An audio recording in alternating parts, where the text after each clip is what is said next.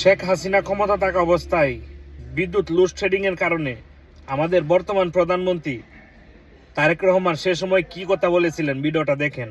বিদ্যুৎ, আমি ধানমন্ডিতে কথা বলেছি একজনের সাথে, আমি তেজগাঁয়ে কথা বলেছি, আমি মিরপুরে কথা বলেছি, আমি বাড্ডাতে কথা বলেছি, আমি উত্তরাতে কথা বলেছি, আমি কমলাপুরের পিছনে জায়গাটার নাম কি, বাসাবোতে আমি কথা বলেছি, ড্যামরাতে আমি কথা বলেছি।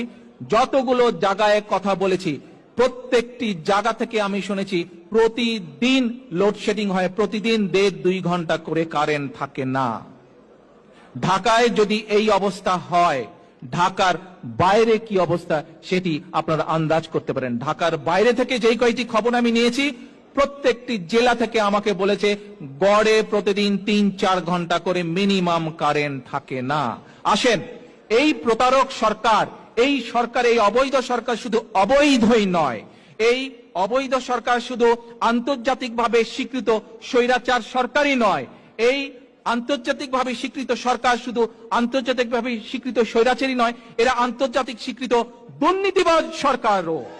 এবং সমগ্র দেশবাসীর সামনে, সমগ্র দেশবাসীর দৃষ্টিতে এরা একটি প্রতারক সরকার। আসলে তখন তো কারেন্ট কিছুটা থাকতো, এখন বর্তমানে কারেন্টের যে অবস্থা হয়েছে, আমরা মনে করেন বিদেশে থাকি, বাড়িতে ফোন দিলে মনে করেন মোবাইল বন্ধ থাকে, মোবাইলে নেট থাকে না, কারণ ফোন দিলেই বলে কারেন্ট থাকে না, নেট থাকে না, এই জন্য মোবাইল বন্ধ থাকে।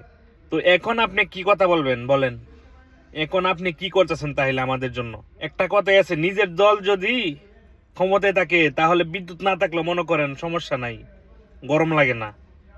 তো নিজেরটা সবাই বুঝে, এই হচ্ছে আমাদের দেশের অবস্থা।